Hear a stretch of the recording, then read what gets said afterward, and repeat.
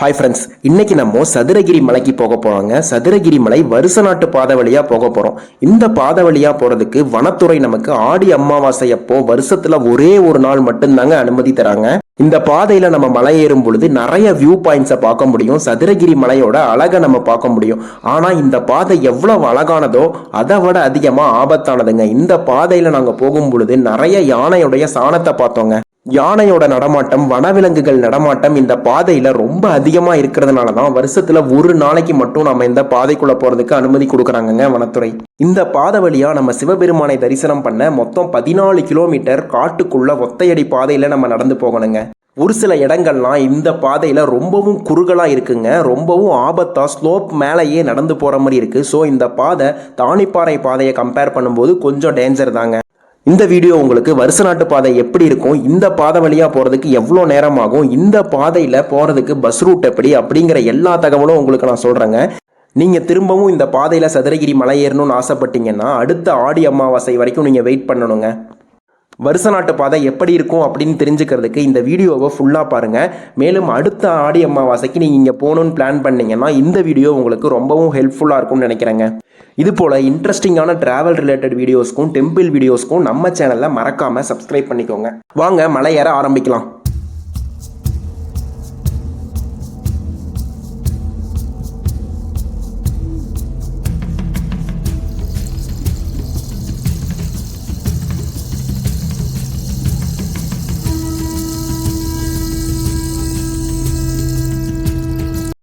Hi friends, இன்னைக்கு நம்ம ஆடி அமாவாசையை முன்னிட்டு வருஷ நாட்டு பாதை வழியாக சதுரகிரி மலைக்கு தாங்க போக போகிறோம். இங்கே போகிறதுக்கு நான் தேனி வந்துட்டேன். தேனியிலேருந்து ஸ்பெஷல் பஸ் இருக்குது. உங்களுக்கு மதுரை பக்கம்னா மதுரையும் வந்துருங்க. மதுரையிலேருந்தும் ஸ்பெஷல் பஸ் இருக்குன்னு சொல்கிறாங்க. அப்படி மதுரையிலேருந்து ஸ்பெஷல் பஸ் இல்லைன்னா ஆண்டிப்பட்டி வந்துருங்க. அங்கேருந்து ஸ்பெஷல் பஸ் கண்டிப்பாக இருக்கும். தேனியிலேருந்து 5 நிமிஷத்துக்கு ஒரு ஸ்பெஷல் பஸ் இங்கே வந்துக்கிட்டே இருக்குது. நான் தேனிக்கு வரும்பொழுது சரியாக 2:15, அங்கேயே ரெஃப்ரெஷ் பண்ணிவிட்டு பஸ் ஏறும்போது 2:30. சரியா பஸ்ஸு 3:50க்கு உப்புத்துறைக்கு கொண்டு வந்து எங்களை விட்டுருச்சு. இங்கே உப்புத்துறையிலேருந்து தான் நம்ம மலை ஏறணும். உப்புத்துறை போனதுக்கப்புறம் அங்கே மலை அடிவாரத்தில் ஒரு கருப்புசாமி கோயில் இருந்துச்சு. அந்த கருப்புசாமி கோயிலில் ஆடி அமாவாசை திருவிழா ரொம்பவும் சிறப்பாக கொண்டாடிட்டு இருந்தாங்க. நைட்டு கருப்புசாமி வேஷம் போட்டு டான்ஸ்லாம் ஆடி பட்டையை கிளப்பிட்டு இருந்தாங்க. 6 மணி வரைக்கும் கருப்புசாமி கோயில்லையே கருப்புசாமியை கும்பிட்டுட்டு அந்த டான்ஸ்லாம் பார்த்துட்டு அங்கேயே வெயிட் பண்ணிட்டு இருந்தேன். 6 மணி ஆனதுக்கப்புறம் கிளம்பலான்னு ஜேர்னியை ஸ்டார்ட் பண்ணேன். மலை அடிவாரத்தில் தான் இந்த கருப்புசாமி கோயில் இருக்குது. இந்த கருப்புசாமி கோயிலை பற்றி நம்ம வேற ஒரு வீடியோவில் பார்ப்போம்.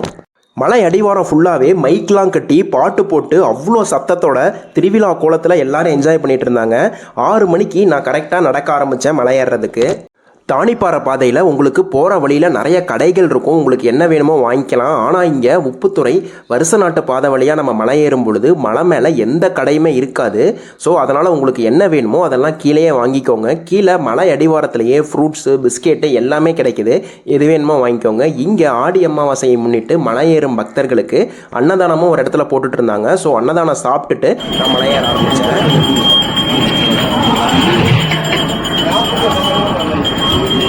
அன்னதானம் சாப்பிட்டுட்டு மலை ஏற ஆரம்பிக்கும் பொழுது சரியாக மணி 6:30 ஆயிடுச்சுங்க. ஆரம்பத்தில் இந்த பாதை கொஞ்சம் தோட்டத்துக்கு நடுவில் போகிற மாதிரி தான் இருக்குது. கொஞ்சம் தூரம் போனதுக்கப்புறம் வனத்துறை நம்மளை செக் பண்ணிட்டு தான் உள்ள அனுப்புகிறாங்க. பிளாஸ்டிக் பொருட்கள், பிளாஸ்டிக் கவர் எதுவுமே எடுத்துகிட்டு போகிறதுக்கு அனுமதி இல்லை.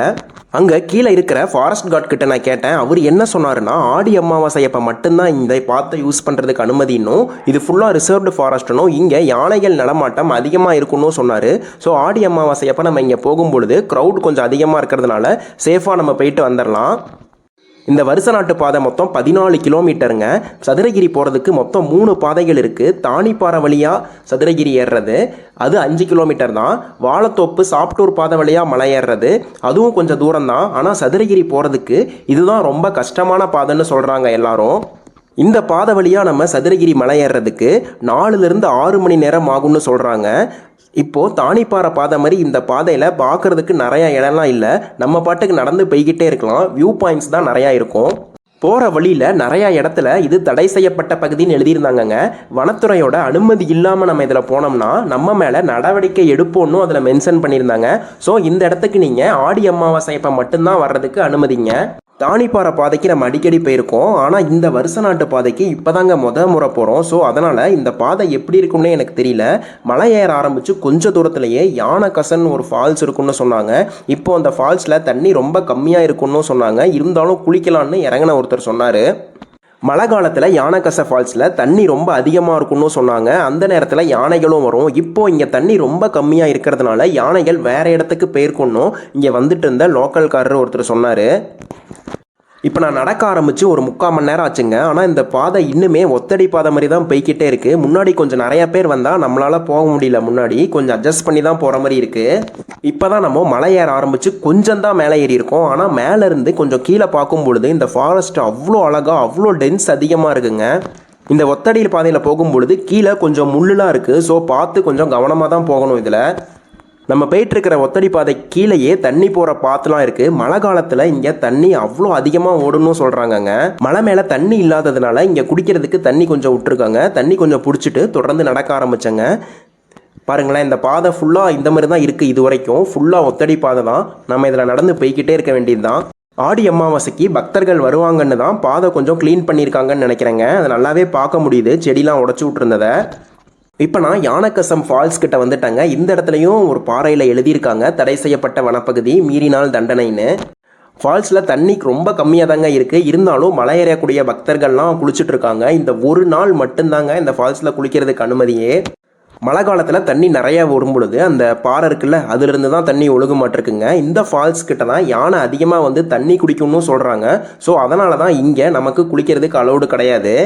யானைக்கச ஃபால்ஸை தாண்டின உடனே பாதை கொஞ்சம் மேல் நோக்கி ஏறுற மாதிரி ஆரம்பிச்சுதுங்க. நிறையா இடத்துல பாதை ரொம்பவும் குறுகலாக தான் இருந்துச்சு. பெரிய பெரிய பாறைகளுக்கு நடுவில் பூந்து போகிற மாதிரி. அடிவாரத்துலேருந்து யானைக்கச ஃபால்ஸ் வர வரைக்குமே பாதை ஒத்தடி பாதை மாதிரி தான் சிம்பிளாக தாங்க இருந்துச்சு. பெருசாக எந்த மேடும் இல்லை. ஆனால் யானைக்கச ஃபால்ஸ் தாண்டின உடனே மலை ஏற ஆரம்பிச்சுது. பெரிய பெரிய மேடுகள்லாம் வர ஆரம்பிச்சுதுங்க. இப்போ நீங்கள் பார்த்துட்டு இருக்கிறது அந்த ஃபால்ஸ்க்கு தண்ணி போகிற இடம். தண்ணியே இல்லாமல் சுத்தமாக வறண்டு போயிருக்கு பாருங்களேன். இந்த இடத்த தாண்டி தான் நம்ம மலை ஏறிட்டு இருக்கோம். இப்போ தண்ணி போகிற அந்த பெட்டு தெரியுது பாருங்களேன், மணல்லாம் நல்லாவே தெரியுது. மணல் ரொம்ப காஞ்சு போயிருக்கு. அப்போ தண்ணி சம்மர்லேருந்தே இங்கே இல்லைன்னு நினைக்கிறேங்க. இப்போது சம்மரில் யானை இங்கே தண்ணி இல்லாததுனால தான் இங்கேருந்து வேறு இடத்துக்கு போயிருக்குன்னு நினைக்கிறேங்க. அதனால தான் இந்த டைமில் மட்டும் நம்மள இந்த வழியாக ஏறுறதுக்கு அலோவ் பண்ணுறாங்களாட்டிருக்கு. வருஷ நாட்டு பாதையிலையும் சிவபெருமானை பார்க்குறதுக்கு ஒரு 7 மலையை நம்ம தாண்டி போகணுங்க. இப்போ நீங்கள் பார்க்குறீங்கல்ல அந்த மலை, அந்த மலைக்கு பின்னாடி ஒரு மலை இருக்குங்க. அந்த மலையில் தான் கோயில் இருக்குது. இந்த மலையை நம்ம சுற்றி தாண்டி போக போகிறோம். அதுதான் இந்த பாதை. யானைக்கச ஃபால்ஸ்லேருந்து கொஞ்சம் தூரம் மலை ஏறுற மாதிரி கல்லாக இருந்துச்சுங்க. அதுக்கப்புறம் மறுபடியும் சமதளமாக வர ஆரம்பிச்சிருச்சு. இந்த இடத்துலலாம் நடக்கிறதுக்கு கொஞ்சம் ஈஸியாக தான் இருக்குது. இந்த மலையோட கொஞ்சம் தூரம் மேக்ஸிமம் இப்படி பிளெயின்ஸ் மாதிரி தாங்க இருக்கும், சிம்பிளாக ஒத்தடி பாதை மாதிரி. பட் இதுக்கப்புறம் தான் உண்மையான ட்ரெக்கிங்கே ஆரம்பிக்கும். அந்த இடத்துல தான் ரொம்ப மேடாக இருக்கும். மேட்லலாம் ஏறி போகணும்னு சொல்கிறாங்க. இந்த பாதை ரொம்பவும் க்ளீனாக இருக்குங்க. தயவு செஞ்சு இங்கே நீங்கள் ஆடி அமாவாசைக்கு வந்தீங்கன்னா ஏதாச்சும் பிளாஸ்டிக் எடுத்துகிட்டு வந்தீங்கன்னா, வாட்டர் பாட்டில் எடுத்துகிட்டு வந்தீங்கன்னா தயவு செஞ்சு இங்கே போட்டுட்டு போகாதீங்க. தானிப்பாறை ரூட்டில் நிறைய வாட்டர் பாட்டில்ஸ் இருக்குது. நம்ம இந்த மலைக்கு வரும்பொழுது இந்த மலையை பத்திரமா பார்த்துக்கிறது நம்மளோட கடமை. ஸோ அதனால் வாட்டர் பாட்டில் யூஸ் பண்ணிங்கன்னா தயவு செஞ்சு இங்கே தூக்கி போடாதீங்க. நீங்கள் எடுத்துகிட்டு வர பாட்டிலை திரும்ப எடுத்துகிட்டு போயிருங்க. இப்போ நீங்கள் பார்க்குற இந்த மலைக்கு பின்னாடி தாங்க சதுரகிரி மலை இருக்குது. இந்த மலையை தான் நம்ம சுற்றி போக போகிறோம். இந்த மலையை ஒவ்வொரு வியூலையுமே பார்க்குறதுக்கு அவ்வளோ அழகாக இருக்குங்க. கொஞ்சம் கொஞ்சமாக வெயில் வர ஆரம்பிக்குதுங்க. ஆனால் அந்த ஒத்தடி பாதை காட்டுக்குள்ளே போகும் பொழுது என்னதான் வெயில் இருந்தாலும் நம்ம மேலே வெயில் படலை. பட் கொஞ்சம் ஓப்பன் ஸ்பேஸில் போகும்போது மட்டும் வெயில் ரொம்ப அதிகமாக இருக்கிற மாதிரி இருக்குது. தொடர்ந்து எங்கேயும் நிற்காம மலை ஏறிக்கிட்டே இருக்காங்க. மலை ஏற ஆரம்பித்ததுலேருந்து எங்கேயுமே நிற்கலை. யானைக்கச ஃபால்ஸில் மட்டும் ஒரு 5 நிமிஷம் நின்று அந்த ஃபால்ஸை பார்த்துட்டு தொடர்ந்து நடந்துக்கிட்டே இருக்கேன். பெருசாக எந்த டிஃபிகல்ட்டியும் இல்லை. வெயிலும் அதிகம் இல்லை. இப்போ தான் வெயில் கொஞ்சம் கொஞ்சமாக வர ஆரம்பிக்குது. டீப் ஃபாரஸ்ட்டுக்குள்ளே நடக்கும் பொழுது வெயில் வந்து பூமியே தொடலை. அந்தளவுக்கு ஃபாரஸ்ட் டென்ஸாக இருக்குது. அவ்வளோ அழகாக இருக்குது இந்த ஃபாரஸ்ட்டு. இப்போ நீங்கள் பார்க்குற இந்த மலை அவ்வளோ அழகாக இருக்குங்க. இந்த காலை வெயிலுக்கும் அந்த மேகம் அந்த மலை மேலே பட்டுட்டு போகிறதுக்கும் சூப்பராக இருக்குது. பட் இந்த இடத்துல நான் எதை கொஞ்சம் கஷ்டமாக உணர்றேன்னா, காற்று சுத்தமாக அடிக்கலைங்க. ஒரே கப்புன்னு இருக்க மாதிரி இருக்குது. மரம்லாம் ஓவியம் மாதிரி அப்படியே நின்றுட்டு இருக்குங்களேன். சுத்தமாக காற்றே இல்லாமல் நடக்கிறது மட்டும் கொஞ்சம் கஷ்டமாக இருக்குது. மற்றபடி பெருசாக எந்த கஷ்டமும் இல்லை. பொறுமையாக நடந்துக்கிட்டே இருக்கேன். இந்த வருஷ நாட்டு பாதை வந்து பச்சரிசி பாறை இருக்குல்லங்க, அதுக்கு கொஞ்சம் முன்னாடி தான் போய் தானிப்பாறை ரூட்டில் ஜாயிண்ட் ஆகுமா. இந்த பாதையில் வந்து போதமலைன்னு ஒரு மலை இருக்கான். அந்த மலையில் ஏறுறது தான் ரொம்பவும் கஷ்டம்னு சொன்னாங்க இங்கே வந்த ஒருத்தர். ஆனால் போதமலையிலேருந்து நம்ம கீழே பார்க்குற ஒவ்வொரு வியூ பாயிண்ட்டுமே அவ்வளோ அழகாக இருக்குமா. சதுரகிரி மலையோட ஒட்டுமொத்த அழகுமே அங்கேருந்து பார்த்தா நமக்கு தெரியும்னு சொன்னாங்க. அந்த மலையில் பாருங்களேன், வெயில் எவ்வளோ அதிகமாக அடிக்குது, ஆனால் இங்கே அந்த காடே வெயிலை மறைச்சிக்கிச்சு. இந்த காட்டுக்குள்ளே 2 மரத்துக்கு நடுவில் ஒத்தடி பாதையில் நடக்கிறது அவ்வளோ சூப்பராக இருக்குங்க. மனசுக்கும் ஒரு நல்ல ரிலாக்ஸேஷனை தருது. ஏன்னே தெரில. பட் நம்ம இதுக்கு முன்னாடி தானிப்பாறை ரூட்டில் நிறைய டைம் போயிருக்கோம், அதுவும் நல்லாயிருக்கும். பட் இதில் என்னென்னா அடுத்து என்ன வரப்போகுது அப்படிங்கிற ஒரு எக்ஸைட்மெண்ட் ரொம்ப அதிகமாக இருக்குது. நம்ம இங்கேருந்து பார்க்குற ஒவ்வொரு வியூவுமே அவ்வளோ அற்புதமாக இருக்குங்க இந்த மலையில். நீங்களே இப்போ பாருங்கள் இந்த வியூ பாயிண்ட்டை, எவ்வளோ சூப்பராக இருக்குது இங்கேருந்து பார்க்குறதுக்கு. இந்த மலைக்கு மேலே மேகம்னு நம்ம இந்த பாதையில் போகிற நிறைய இடத்துல மரங்கள்லாம் கீழே விழுந்திருக்கிறத நம்ம பார்க்க முடியுது. அநேகமாக இதெல்லாம் யானைகளோட வேலையாக தான் இருக்கும் அப்படின்னு தோணுது எனக்கு. மலை மேலே டீ லெமன் எதுவும் கிடைக்காதுன்னு நினச்சேன். பட் இந்த இடத்துல சுக்கு காஃபி கொடுத்துட்ருக்காங்க ஃப்ரீயாக. வாங்க சுக்கு காஃபி குடிச்சிட்டு தொடர்ந்து நடக்க ஆரம்பிப்போம். இங்கே வரக்கூடிய பக்தர்களுக்கு இங்கே தண்ணியும் சுக்கு காஃபியும் கொடுத்துட்ருக்காங்க. இந்த இடத்துல சுக்கு காஃபி காட்டுக்கு நடுவில் கிடைக்கும்னு நான் கொஞ்சம் கூட எக்ஸ்பெக்ட் பண்ணவே இல்லை. வாங்க போய் குடிப்போம்.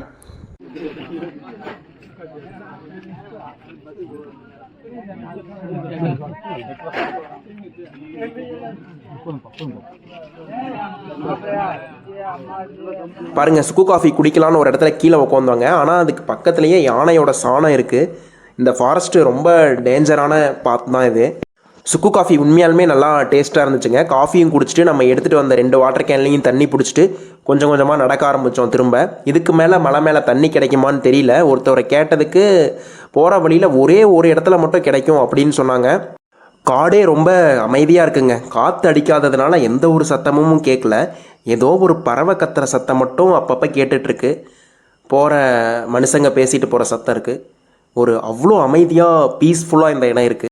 இப்போது காட்டுக்கு நடுவில் ஒரு இடத்துக்கு வந்திருக்கோங்க. இந்த இடத்துல இருந்து பார்க்குறதுக்கு ஒவ்வொரு வியூவுமே அழகாக இருக்குங்க பார்க்குறதுக்கு. இந்த மலை காலை வெயிலில் இங்கே ஒரு சின்ன பாறை மாதிரி ஒன்று இருக்குது. வாங்க இந்த பாறை மேலே ஏறி நின்று இந்த மலை எப்படி இருக்குன்னு பார்ப்போம். இயற்கையோட அழகை வர்ணிக்கிறதுக்கு வார்த்தையே இல்லைங்க. எவ்வளோ அழகாக இருக்குது பாருங்களேன் இந்த மலைலாம். சதுரகிரி மலை மொத்தம் 64,000 ஏக்கர் நிலப்பரப்பை கொண்டதுங்க. மதுரை, தேனி, விருதுநகர்னு 3 டிஸ்ட்ரிக்ட்லேயுமே இந்த மலை பறந்து விரிஞ்சிருக்கு. கோயில் சரியாக மதுரை டிஸ்ட்ரிக்டில் தான் இருக்குது. மலையேற ஆரம்பித்து ஒரு 1.5 மணி நேரம் ஆச்சுங்க. இன்னும் நம்ம கொஞ்சம் தூரம் தான் வந்திருக்கோம். இங்கேருந்து பார்க்கும்போது ஒவ்வொரு வியூ பாயிண்ட்டுமே சூப்பராக இருக்குது. சீரியஸாக மலை ஏறின மாதிரியே தெரியல. தானிப்பாறை பாதையில் நிறையா ஓடை அப்படி இப்படின்னு இருக்கும். இந்த பாதை டிஸ்டன்ஸ் அதிகம். பட்டு ஒத்தையடி பாதையாக நிழலுக்குள்ளேயே வந்தாச்சு. இதுக்கு மேலே தான் வெயில் ஆரம்பிக்குது. தொடர்ந்து மலையேறலாம் வாங்க. இங்கே வியூ பாயிண்ட் ரொம்ப அழகாக இருந்ததுனால ஒரு 1/4 மணி நேரம் இங்கேயே உட்காந்துட்டேங்க. அங்கே பாருங்களேன், வானத்தில் ஏரோப்ளைனோ ஏதோ ஒன்று போகுது. இந்த மலைக்கு மேலே போகிறது இன்னும் ரொம்ப அழகாக இருக்குது பார்க்குறதுக்கு. கொஞ்சம் நான் ஸ்நாக்ஸ் எடுத்துகிட்டு வந்திருந்தேன். எடுத்துகிட்டு வந்த ஸ்நாக்ஸ்லாம் இங்கேயே கொஞ்சம் சாப்பிட்டுட்டு உட்காந்துட்டேன். இந்த இடத்த எனக்கு ரொம்ப பிடிச்சிருக்கு. திரும்ப அடுத்த ஆடி அமாவாசைக்கு இங்கே வரணும்னு நான் நினைக்கிறேன். நான் நினச்சி என்னங்க பண்ணுறது, அவர் நினைக்கணும்ல. அவர் நினச்சி கூப்பிட்டா தானே இந்த மண்ணிலையே நம்ம கால் படும். வாங்க தொடர்ந்து பயணம் செய்யலாம். கொஞ்சம் தூரம் ஒரு ஓப்பன் ஸ்பேஸாக இருக்குங்க. அதனால் வெயில் ரொம்பவும் அதிகமாக இருக்குது. பனி இப்போது 8:30 தாங்க ஆகுது. ஆனால் ரொம்ப அதிகமாக வெயில் அடிக்குது. வேர்வெல்லாம் வர ஆரம்பிச்சிருச்சு. ஃபஸ்ட்டு வந்த கொஞ்சம் ஒரு 2 ஹவர்ஸில் வெயில் இல்லை, நிழல்லே வந்துட்டோம். பட் இதுக்கு மேலே வெயில் ரொம்ப அதிகமாகவே இருக்குது. வருஷத்தில் ஆடி அமாவாசை அப்போ மட்டும்தான் அந்த ரூட் அலவுடு. அதனால் இந்த ரூட்டில் அதிகம் குப்பை, வாட்டர் கேன் எதுவும் இல்லை. ஸோ நீங்கள் இங்கே வந்தீங்கன்னா பிளாஸ்டிக் பொருட்கள் இங்கே போடாமல் போங்க. யானை இந்த இடத்துக்கு வந்து அட்டகாசம் பண்ணிட்டு போயிருக்கும்னு நினைக்கிறேங்க. கொஞ்சம் மாதத்துக்கு முன்னாடி அவங்களோட வீட்டுக்கு தான் நம்ம இப்போ வந்திருக்கோம்.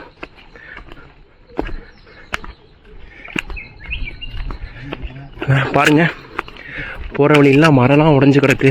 ஸோ இந்த இடத்துல யானை நடமாட்டம் ரொம்ப அதிகமாக இருக்கிறதுனால தான் வருஷத்தில் ஒரு நாள் மட்டும் அலோவ் பண்ணுறாங்க நம்மளை. இதெல்லாம் தண்ணி போகிற இடமாட்டிருக்குங்க. தண்ணி ரொம்ப கம்மியாக இருக்காட்டிருக்கு மலையில். யானைக்கசை ஃபால்ஸ்க்கு தண்ணி போகிற ரூட்டுக்கெல்லாம் இன்னும் 2 மாதம் மான்சூன் வந்துச்சுன்னா தண்ணி போக ஆரம்பிச்சிடும். போதமேட்டில் இருந்து பார்த்தா ஒரு யானை படுத்திருக்குன்னு 2 பேர் பேசிகிட்டே போகிறாங்க.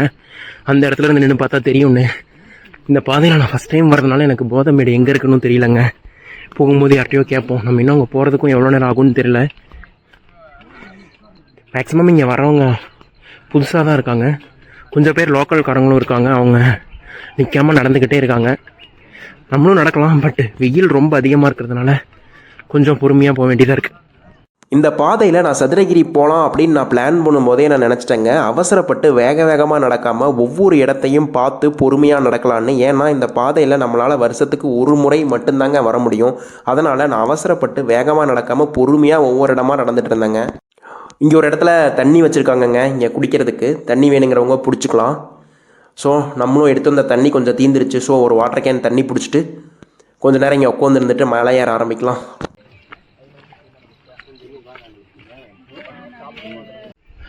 ஒரு அப்ராக்சிமேட்டாக நம்ம ஏற ஆரம்பிச்சு 2.5 மணி நேரம் ஆயிடுச்சு. இந்த இடத்துல இருந்து பாதை கொஞ்சம் மேடாக ஏற ஆரம்பிக்குது. இது வரைக்கும் நம்ம ஒத்தடை பாதை மாதிரி பிளைன்ஸில் நடந்து வந்தோம்.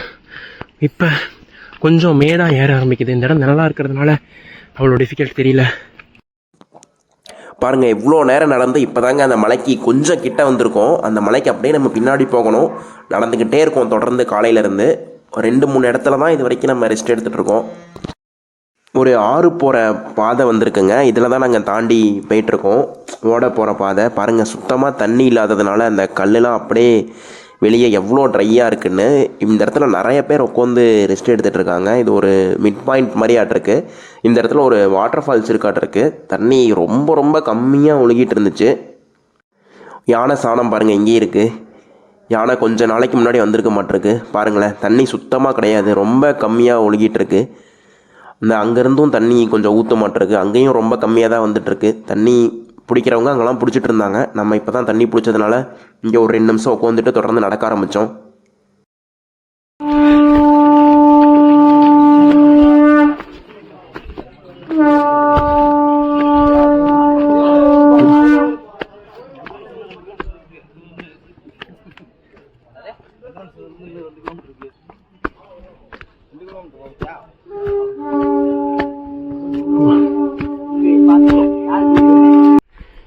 அந்த இடத்த தாண்டினவனும் மேடுலாம் ரொம்ப பெருசாக இருக்குங்க.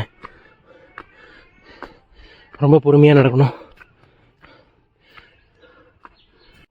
இந்த இடத்துல நீங்கள் எங்கேயாவது உட்கார்ற மாதிரி இருந்தீங்கன்னா கீழே பார்த்துட்டு உட்காருங்க. ஃபாரஸ்ட் எவ்வளோ டீப்பாக இருக்குது பாருங்கள். வெயில் ரொம்ப அதிகமாக அடிக்குது. ஆனால் ஃபாரஸ்ட்டுக்குள்ளே சூரிய வெளிச்சம் ஒரு சில இடத்துல மட்டும்தான் உழுகுது. மீதி இடம்லாம் பாருங்கள் வெளிச்சமே இல்லாத மாதிரி இருக்குது.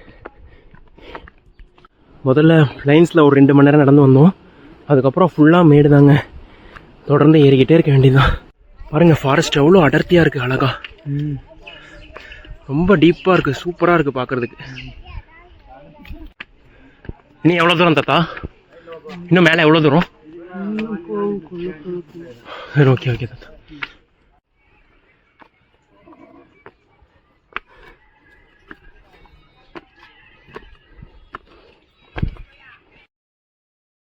இன்னும் கொஞ்சம் தூரத்தில் போதமேடு வந்துடும் சொல்கிறாங்கங்க. பாதை நல்லா ஏற்றமாக ஆரம்பிக்குது. நம்ம சமதளங்கள் எல்லாம் தாண்டியாச்சு. இனி ஃபுல்லாக ஏற்றம் தான். பாருங்களேன், ஃபாரஸ்ட் எவ்வளோ க்ரீனிஷாக அழகாக இருக்குது காலை வெயிலில். சூப்பராக இருக்குங்க இங்கேருந்து பார்க்குறதுக்கு வியூ பாயிண்ட் எல்லாமே.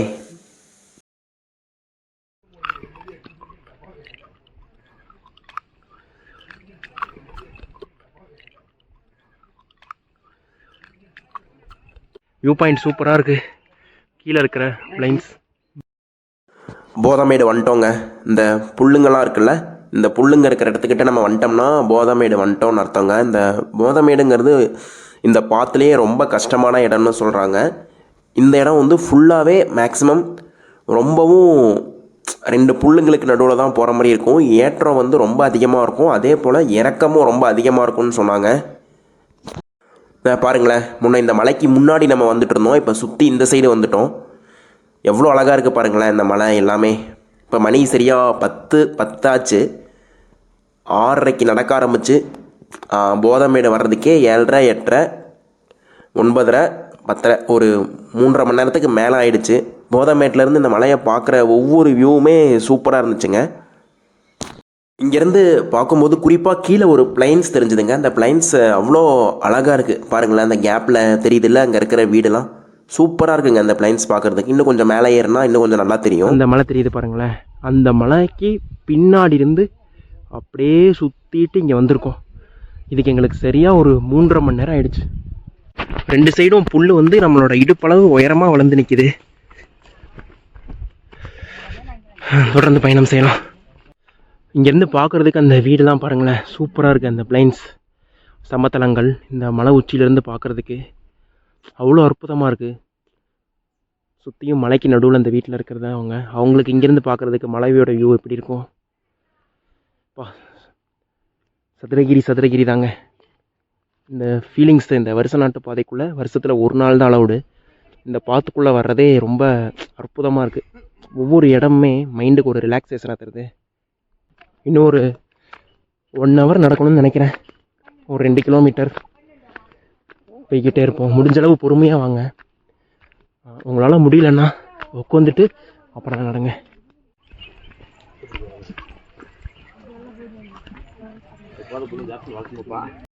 சூப்பரான வியூங்க, அமைதியான ஒரு வியூ.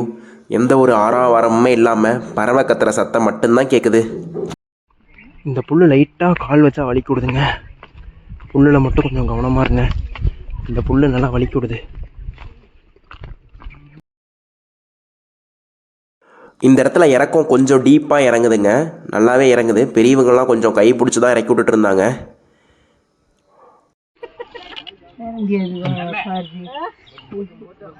இல்லை ஏறி பொறுமையாக இறங்குங்கம்மா, ஒன்றும் இல்லை. ஒரு 1/2 ஹவராகவே சரியான இறக்கம்.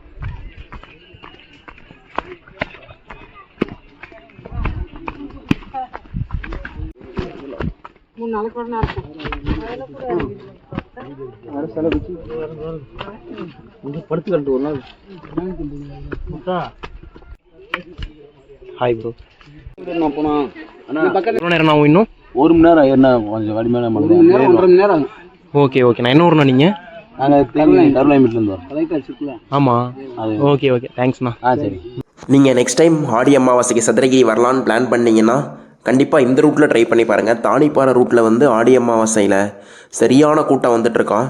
தானிப்பாறை ரூட்டில் ஏறினவங்களே கூட்டம் ரொம்ப அதிகமாக இருக்குது அப்படிங்கிறதுக்காக திரும்ப வரும்போது இந்த ரூட்டில் இறங்கிட்டு இருக்காங்க. இன்றைக்கி மணி இப்போது 10:15 ஆயிடுச்சுங்க.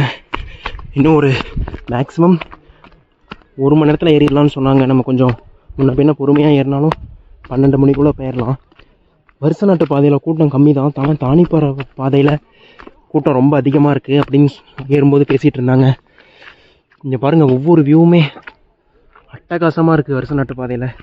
திரும்ப நீங்கள் இங்கே வரணும் அப்படின்னு நினச்சிங்கன்னா அடுத்த வருஷம் ஆடி அமாவாசைக்கு தான் வர முடியும்.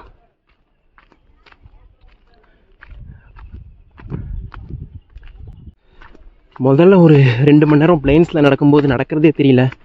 பட் அதுக்கப்புறம் போதை மேடு ஏறி அதுக்கப்புறம் இறக்கம் தான் ஒரு 1/2 மணி நேரம் சரியான இறக்கம் ஃப்ரெண்ட்ஸ். பெரியவங்களாம் ரொம்ப கவனமாக வாங்க. இந்த புல் ஒரு சில நேரத்தில் நம்மளை வலிக்கூடவும் சான்ஸ் இருக்குது. சூப்பராக இருக்குது பாருங்கள், நடு காட்டுக்குள்ளே. இன்னும் எவ்வளோ தூரம்ண்ணா? இன்னும் கிலோமீட்டர். கிலோமீட்டர் பையா.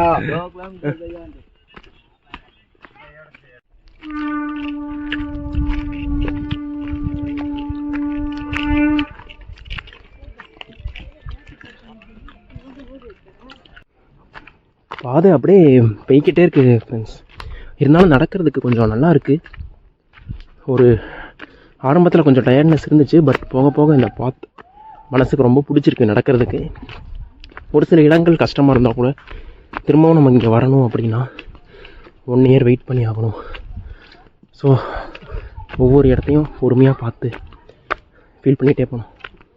அவ்வளோதாங்க, நம்ம கிட்ட வந்துட்டோம். இன்னும் ஒரு 15 மினிட்ஸ் வாக் தான் அந்த தானிப்பாறை ரூட்டில் ஜாயின் ஆகிறதுக்கு. ஒரு 14 கிலோமீட்டர் கிட்டத்தட்ட கம்ப்ளீட் பண்ணியாச்சு. ஆனால் நடந்ததே தெரியலங்க, கொஞ்சம் டயர்ட்னஸ் இருக்குது.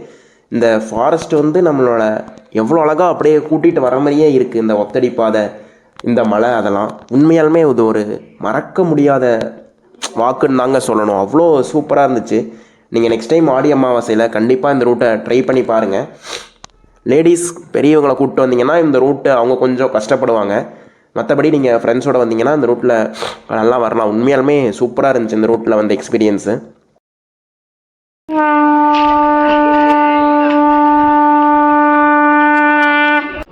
வந்துட்டோங்க. தானிப்பாறை ரூட் இங்கே இந்த இடத்துல தான் ஜாயின்ட் ஆகுது. அதில் வரவங்க இப்படி தான் வருவாங்க.